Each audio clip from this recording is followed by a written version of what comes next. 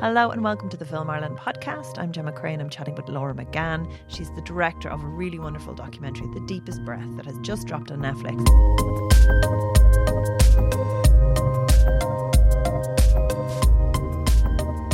Thank you so much for chatting with us. It's my pleasure, Gemma. Thanks a million for having me. It's lovely to talk to you again. God, I loved Revolution so much. It was just such enjoyable. So it's lovely. It's lovely to go from something so local and great crack as well to something so enormous and cinematic as a film, as a piece of art, as even the narrative structure is so dramatic and clear cut. Tell me a little bit about how you came to the Deepest Breath, how you were drawn to that really fascinating world. Well, it was certainly a gear shift for me as well, because initially I thought, oh, this could be a film, and I'll go about it the same way I did my last film. But from really day one, it was clear that this had it had more cinematic potential. And I suppose just to go back, I read about Stephen and Alessia in the Irish Times, and I didn't know what freediving was. I Googled what is freediving, and I was met with these images of people behaving more like seals and dolphins under the sea, looking like they didn't have an urge to breathe. They were just fine, happy swimming around. I just couldn't believe what I was looking at. But also, visually, it was so stunning. You had this light coming in, this blue, and this diver just floating like a dolphin, and it was just really, really beautiful. And it was something I'd never seen before. It's not very often you come across something that you're like, well, this is entirely new to me. And I suppose so it started from there, and then I slowly but surely started to kind of talk to people in that world and get to know more about Stephen and Alessia. And it just took my heart immediately, absolutely immediately. It has been, taken over my brain every day since. And it was really just this, it was the fact that it was a story of immense hope and love and adventure, passion and then some pretty complex feelings around grief and just life in general. It just said so much to me. And I, sometimes you think, God, I'm getting a lot from this. I wonder if anybody else will kind of feel that way as well. Maybe it's just me, but it's so amazing to hear now that people are getting those same feelings and are touched in the same way as I was to Stephen and Alessia's story. And I'm really self-censoring as I talk because you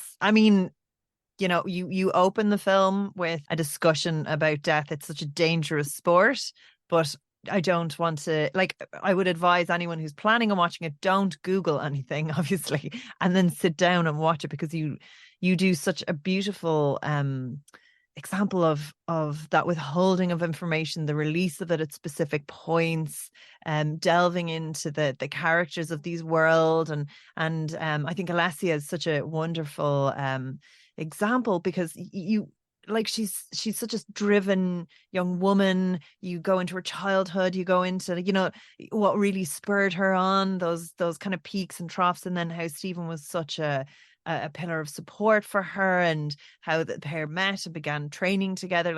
It really goes into the bits and bobs of the relationship in a really intimate way. So you're brought along like that. But obviously it's a danger. We know things are going to happen from the outset.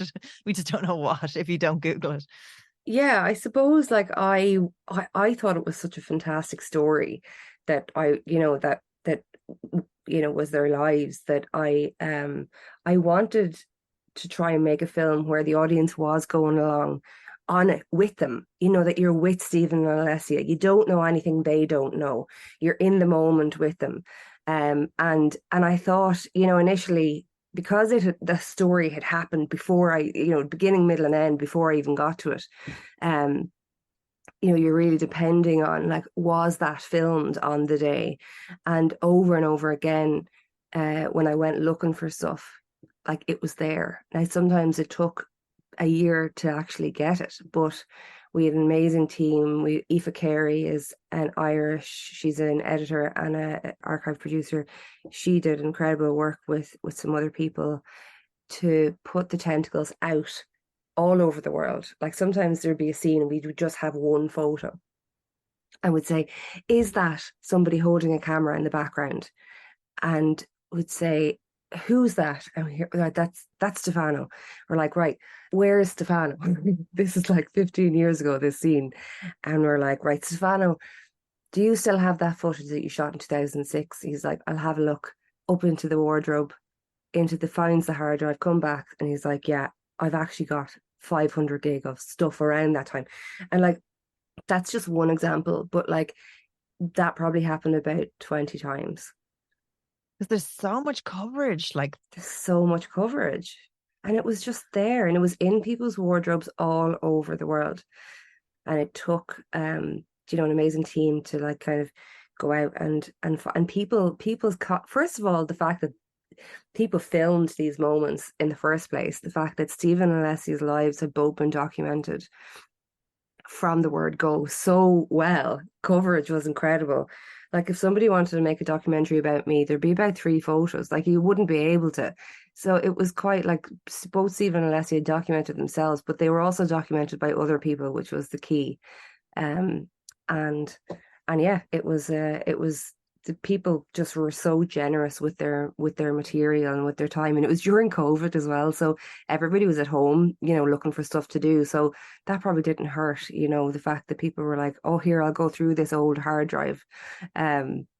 and actually, that's so true. You picture them; they're real adventure types. They're, you know, people who'd go like backpacking for a year and a half and wouldn't have a phone for Yeah, a while. Like, exactly. I wouldn't be at home, you know, and you know, the fact that everyone was at home pretty much.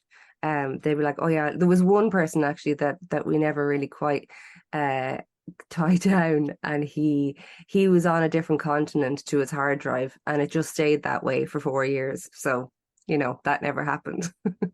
and tell me, when did Netflix come on board and A24? When, like, do you bring distributors on kind of halfway through? Are you at pitch stage? Yeah, so it can happen all kinds of different ways. The way we did it was I developed the project and brought it to Jamie and Motive, Jamie Dalton and Anne McLaughlin and Motive. They're an Irish company. And then Jamie immediately saw the potential in it. You know, he saw that, okay, we could get a small amount of money for this, or we could try and like get a bit more, make it more because there's potential it could just stay in Ireland. And we just thought it had a universal appeal that we thought it could be something of interest to people outside of Ireland, you Oh, know. hope, energy, excitement, tension, suspense, like it, yeah. So we thought it had like the potential to be a bigger film. And so Jamie had the link with John Batzik in Ventureland in London, and John had made like some films that I had did like my favorite films, like Searching for Sugarman. He was part of The Imposter. And like I'm looking at my old DVD collection here, and like there's DVDs of his there. And I remember going to like talks, you know, and you know, by John and taking notes up the back. And so I was, you know, it was quite intimidating kind of going over and pitching this project. But John was just immediately on board as well. And that was like, okay, shit, right.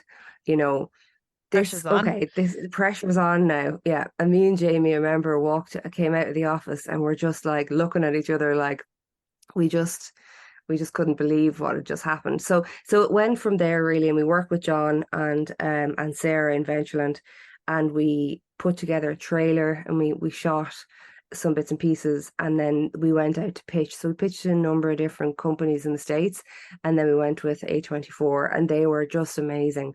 They saw the potential in it, like from the word go as well, and were really, really supportive, brilliant guidance, but also kind of let us make the film that we wanted to make. So really gave us space as well. And so that was all like March, probably like actually maybe like April 2020. So you know what was going on at the same time, like everything was just kicking off. In a way, it all the research and everything happened kind of during lockdown. And then we made the film, we finished it. We took 2 years, and then after that, so it was kind of 2 years before and then 2 years after. So 4 years really overall I've kind of been on it. And then Netflix came on board when it was a fine cut. So a fine cut that's, you're everything is honed, you're still waiting for your grade and things, like they were happy with the story, or is it a Very polished much, project? yeah. No, it wasn't. Yeah, so we're still waiting on our grade. We still hadn't done the grade or the sound mix or the online. We'd pretty much kind of finished the film, pretty much. That's brilliant. As in the editing, finished the edit, yeah.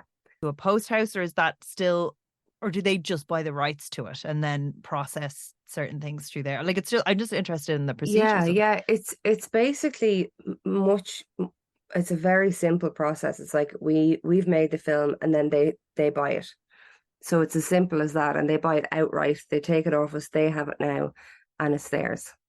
So that's it's like selling somebody a cup, Okay, so they don't have any, just say they wouldn't give notes if it's only had a fine cut. They wouldn't say then come on board and go, oh, we actually don't, we'd prefer if the music was more like this, or they'd just buy it.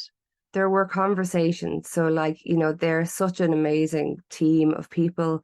Kate Townsend is at the helm at the moment, and she's just fantastic. Like, she's been in the business for a long time, and she's such a talent, and she's so supportive, and she's got an incredible eye.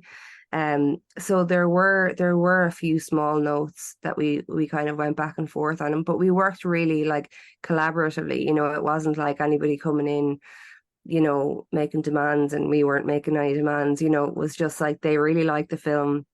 They were really supportive of the film and of us, and we just kind of worked together. There was a conversation, and there was a number of conversations around the opening, because there's a 3-minute, basically like a 3-minute shot.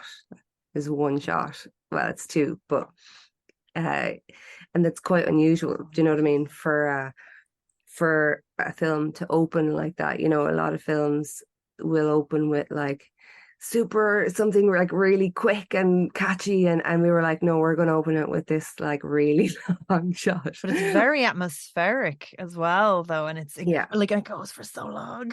Like, sometimes when I watch people underwater, I try and hold my breath if I'm watching a screen to go, you wouldn't be able to hold your breath for that long. But I mean, that one, you're like, that's what I did. That's what I did when I saw it for the first time. So that's what I was hoping the audience would do. So like they took a risk with that, but we were just so committed to keeping it, and they were as well. But everyone was a bit nervous. Everyone was a bit nervous. Like, we all feel like this is a great start, but like, is it? Oh no, it's really powerful, and it's so, because I think the fact that it is just a woman under the water for so long, but it's so immersive. The whole film, the visuals, the story, but like the way everything splices together, the soundtrack is just unbelievable. Tell me a little bit about getting all those things together. Like, you said certain things are reenactments. It's actually hard to tell when you're watching it what is, because it's quite seamless, and the pacing is so fast. Yeah, I suppose it was, we'd 11 months in the edit. So Julian Hart is a really talented editor, and we worked really closely on building a scene as much as possible out of the archive, and it's scene by scene. It's really like, it's kind of like that kind of narrative structure where you're moving from moment to moment. And we would use he was so good at like really using the archive to make it feel like there was even more than there was, just really, really talented. And then it was a matter of going, right, there's this moment that's really important that we need to see it, and it wasn't covered on the day. So, and so we went scene by scene, and I storyboarded out like what we had and then what we needed to do. And then we literally sat down and went, right, well, where can we get a shot where there's really great visibility. There's a diver tiny in the middle of the shot, but it's just vast, and there's no you can't see the surface of the water and you can't see the bottom, but it's a super wide shot. And where do we get a shot? Where in the world do we get a shot of somebody swimming under a roof of rock? And we had all these lists of shots, and it was a matter of looking and going, right, where can we shoot all this? And we eventually, like, we went to Dahab in Egypt. We filmed there. We filmed in the Bahamas at Vertical Blue, and then ultimately we did our last pieces of filming in Mexico. We filmed in a cenote, which is like a big sinkhole in the forest. So it's fresh water, and you're in the middle of it's not forest, it's the jungle.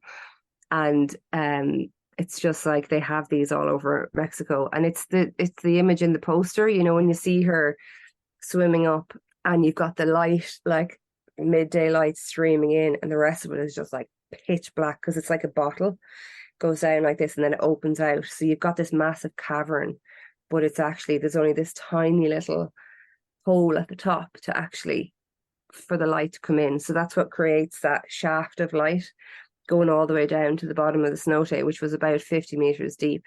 And then we filmed in the sea as well, out quite far in the sea. And that was really, like, as a filmmaker, like this, to make this film, like to deal with like such incredible amount of archive, like both Stephen and Alessia's lives had been so beautifully documented, you know, from when they were so small, but also then to get to film in these incredible places, like, not to mention the interviews were just a whole other amazing journey. But you know, basically making a film then under the water in the sea with freediving cinematographers, scuba diving cinematographers, you know, people keeping an eye on sharks, you know, over there, you know, me holding on to a blue noodle thinking, what am I doing here?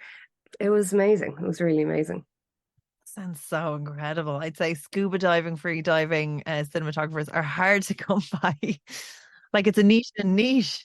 It's pretty niche, yeah. You've two particular skills there. So Julie Gauthier was our freediving cinematographer, and so she was with us in Mexico, and she did the filming out in the sea. And so there was Julie, and then there was like a number of safety divers, then there was the divers, and then there was me, and they're all like super fit, like really just know what they're doing in the sea. There's me holding on to my noodle and, like, you know, flapping around the place. And they'd go down and get the shot, and they'd come back up and they'd show it to me. And I'd say, oh, guys, that's really great. Is there any chance you could just do that slightly differently? Just one more time. And they would just go down again, like, just like that. And they're all holding their breath. It was, and get the shot and come back up. And it was like having like a pod of dolphins on our crew. Like, that is what it felt like, being there on my noodle, waiting for them to come back up. You know, it was magical. Like, it really was. Yeah. If you think of all the things you have to do, like all these above land cinematographers have it easy. They do, yeah. Julie only gets her hair cut off, and she's to still do the same work. Yeah, and she's amazing. And the reason why we needed it to be a freediving cinematographer is because scuba divers, as we explained in the film, they can't come up at the same rate as a free diver. So it's the same reason why a safety diver can't be a scuba diver. And it's because coming up with scuba tanks, you need to decompress. Otherwise you'll get the bends. And it's as simple as that. So a safety diver has to come up at the same speed. You know, has to come up quite fast if a diver is in trouble. And it's the same with a cinematographer. They're you know, they're coming up and down a lot, showing me the shot, going back down again, moving with the diver, you know, to get the shot. They're not just static, and that gives it like an interesting element, because a lot of what we see in underwater, like, you know, films or it's all shot by scuba divers. The majority of it is. So to have something shot by a free diver means that, like, it has that freedom of movement, and you just don't normally see that in underwater stuff. So it was a really unique opportunity to use that kind of technique. Sounds like it sounds very rewarding, and also quite physically grueling for if submerged in water for that amount of time and a shoot time. Tell me then about again, I'm going to really watch what I say, but it's there's sensitive moments in there for people, and you get beautifully honest interviews and these wonderful moments, and parts of the story are very, very tragic and deal with loss. Was that difficult for you as a director to spend time with for that amount of time? Because obviously this is still something that's very close to people. It's such a small community. Everybody knows everybody. Like, and again, because it's no secret that a bunch of things happen, so we can just talk in the abstract. But like, Yeah. it's very personal. Yeah, it's very personal and it's I think no, I didn't find it hard at all. It was just such a pleasure to spend time with like all of the people who we spent time with in the film and in that world, and really like, they just brought me in, like, because I didn't know anything about freediving either. They wanted to tell this story themselves. They wanted to, they thought it was an important story to tell, and they wanted to explain, let people know what it was all about, but also, they were just so open, and it wasn't it. I've had, had loss in my life as well, and like I kind of like think that I was almost like kind of I was comfortable to talk, felt comfortable talking about it, and I think that probably helped a little bit. That like I wasn't trying to shy away from, the tragedy, and when something like that happens and somebody, is a young person, it's a certain, like, it's an absolutely traumatic event, and it's something that people can't get their heads around, and like talking it through with people was, they were so open, they were just so open, and about how they were how they were kind of like moving on, and how they lived with it, and how they continue to live with it. And I found that fascinating, because I actually thought they were like, a lot of the people in it were really amazing, the way they kind of framed it in their own heads. Yeah, because I suppose it is something in that realm. You are faced with your own mortality. Like, I mean, it is such a dangerous sport that you're aware of that. And I know one of the like very early on, like there's like a loss of somebody in the community that's spotlighted, and you can see like that tremor really affects people, because I suppose at any point it could be anybody as well. And yeah, like we do get, and I suppose it's as much about celebrating people's achievements and their lives as anything else. So it is lovely to watch, and it just is such a warm film about the sport as well, like, and about that community. It's like we're all passing through, do you know what I mean? And it's not always a tragedy. Like, it is, obviously this is a tragedy, but there was an awful lot to celebrate as well about the story. And that's really what made it possible for, me to really like tell the story, was that there was so much to also celebrate as well. And was so the edit, I think this is very interesting how you pinpoint those specific moments that you went through all the research, said this is what we're going to focus on and talk about, and then we're going to find the footage then to support that. Did anything change because you were aware of the story? Did you have to lose anything for technical reasons, or like editorial choice then when it's in there? Was there anything in the story that you would have liked to have covered if you could and didn't get to?